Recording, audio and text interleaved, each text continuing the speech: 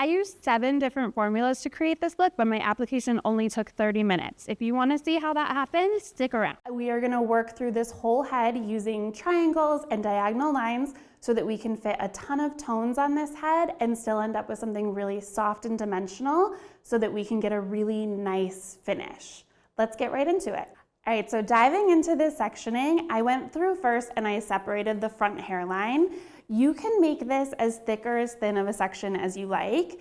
It really is just to make sure that we have some continuity around the face. Even though everything is gonna blend, we wanna keep that hairline really delicate.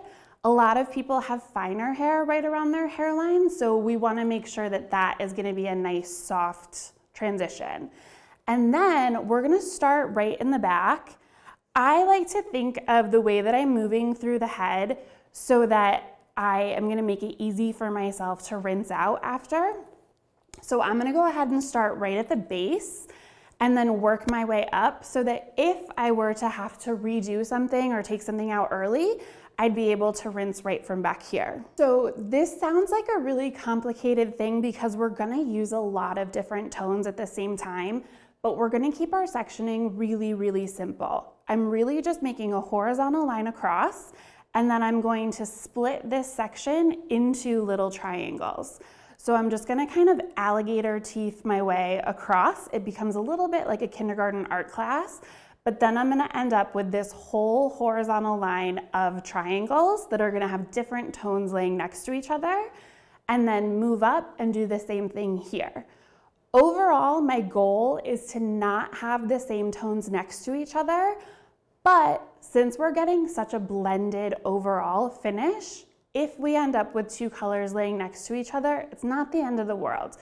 The hardest part about this sectioning is letting go a little bit. We're gonna work with the head shape, we're gonna work with the hair texture, and we are gonna think about how everything's gonna fall together as a finish. I did go through and section out this front hairline. I took it right from this like 1/2 inch section, and it's gonna hit right on top of her ear. I picked this because I want it to be fine enough that we still end up with a really delicate finish. We're using really light blonde tones on her today, so I wanna make sure that this feels really soft. This would also be good if someone had finer hair so it doesn't get too blocky around the front.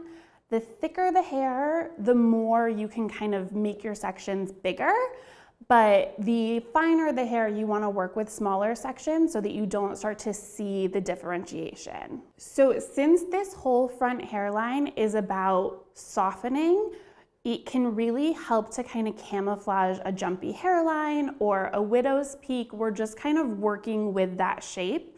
And then this is gonna kind of buff it out a little bit so that it stays nice and soft. So I do like to section out this front hairline first, but for the majority of the head, I like to section as I go.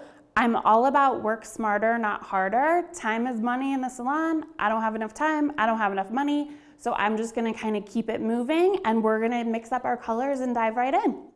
All right, so we're gonna get started. I do have 7 colors that we're using, and before you think that I'm crazy, let me just tell you that they are all 9.5s or level 10s. So we're gonna get a bunch of different tonal directions, but our level is staying the same.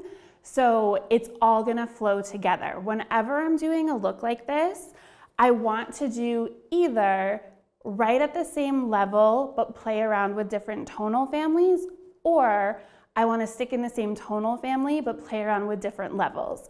If you stick to that kind of either or rule, you will be able to get a blend from anything. Each of these sections, we are going to color from roots to ends.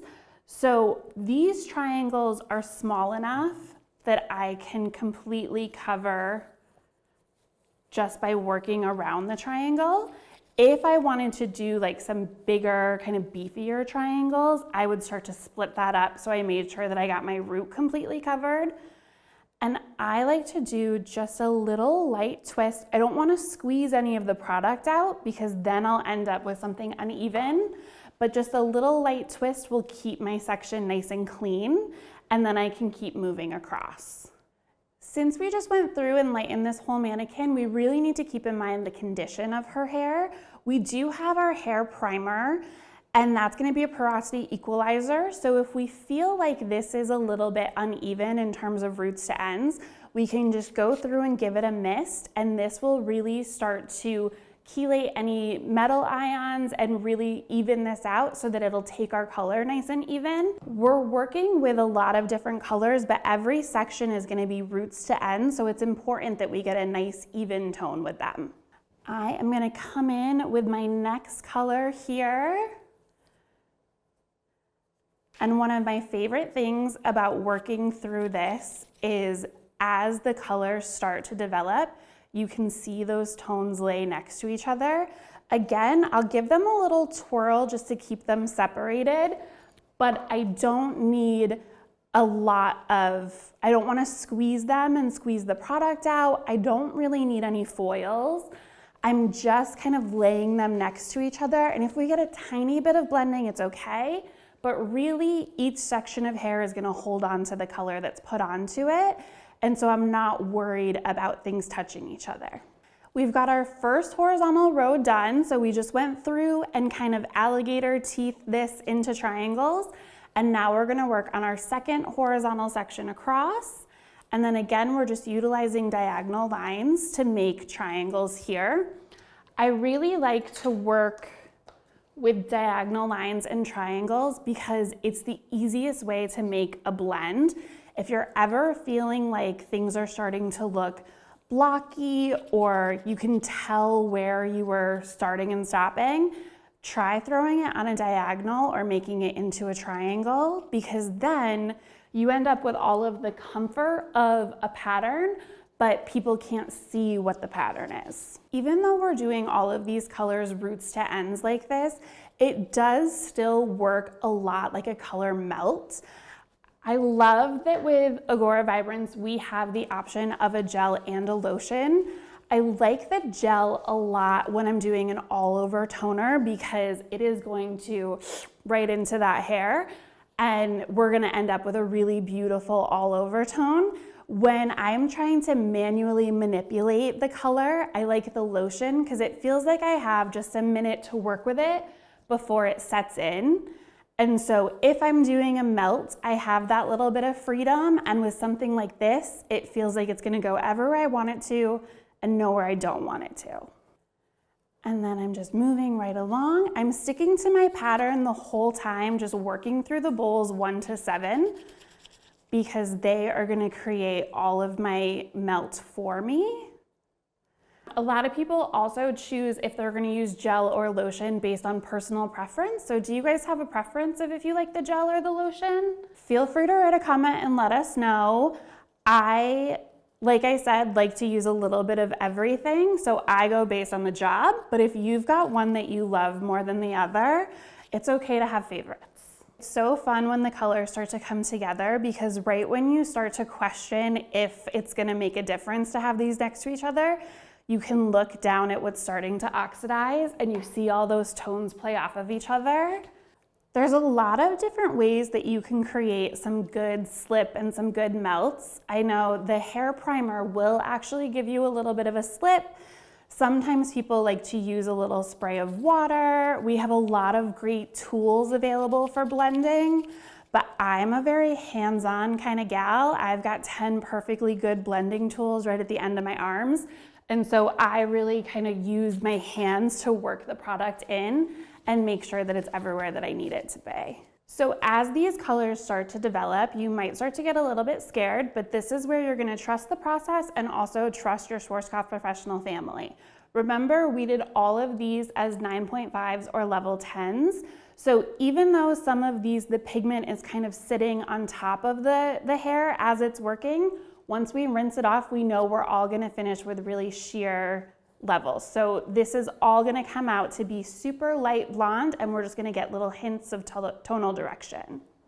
Now that we've done the whole back of the head, once you get to the top, if you're nervous about these colors laying next to each other, you can section out your part line to make a veil. I didn't do that because I want you to see that even if we keep up with our same pattern and alternate all of these colors, it's still gonna be soft enough to get a nice blend. So if that makes you nervous, you can make a little veil, but you absolutely don't have to. The only thing that we have left to do now is our hairline. Basically for this, there's no set rule for what you have to do for your hairline color. Sometimes I say pick your favorite. Sometimes I say think about what you want to see around the face if they pull their hair back. But you can just kind of look at how everything's laying and what do you want to be your showcase color, because everything else is going to be totally even and spread out. This is going to be the only place that there's a condensed tone that you're looking at. For her hairline, I'm going to use the 9.5-49. It is one of my favorite colors in the whole IGORA portfolio. I feel like it doesn't get enough play. It is going to be a sheer pastel. It's going to be beige with a little bit of a violet kicker. So it's really great at getting that balance between warmth and cool, and it's going to give us a really sparkly champagne finish. And I'm just kind of splitting up this hairline section so that I can get my base done nice and even. And then when I go through to paint through the ends, I'm just gonna direct it back away from her face just to make sure that my client is nice and comfortable for processing so that this isn't gonna lay on their skin at all. This is kind of the only time where I might use a little bit of foil or something as a barrier if this is gonna fall towards her face.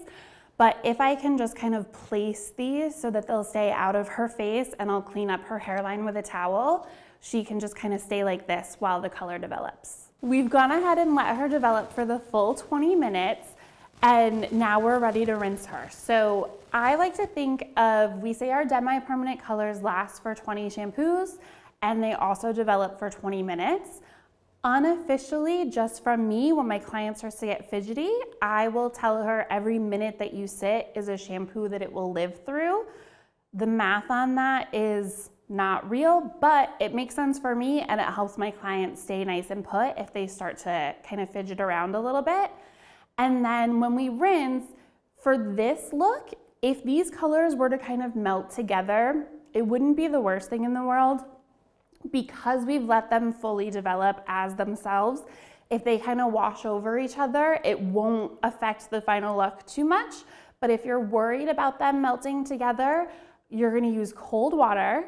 The colder the water, the more you're gonna lock in that color. And when you're using colder water, it's not gonna loosen up quite as easily as warm water. So water pressure is gonna be your best friend. So feel free to kind of crank it up and move quickly so that you can break up that color and get it all rinsed out. So now that we know our plan, I'm gonna show you what that looks like and we'll meet back here when we're all rinsed. We've got her all dry. We did a super simple flat wrap on her. I used just a couple of drops of the Fiber Clinic's light oil, and that gave us all of this really nice shine in here. And she really is kind of the most glamorous swatch book you'll ever see in your life. All of these colors were straight out of the tube. And as you look around, you can see, even though we can see a lot of different colors through here, you can't really tell where they start and stop. And that's the name of the game. I know my pattern and I know that we went through really systematically in here, but when you look at her, you can't tell what the pattern was. So again, you can do this with any color family. This would be great for a really expensive brunette, or you could do something in the red family, but I do love a super opal-y dimensional blonde like we did here. Thank you guys so much for hanging out with me today. I loved making this look for you. I can't wait to see how you make it your own. So definitely tag us in any questions or to show off your stuff. And since this is YouTube, I'm gonna go ahead and say smash that subscribe button so you can see what's coming up next with Schwarzkopf Professional.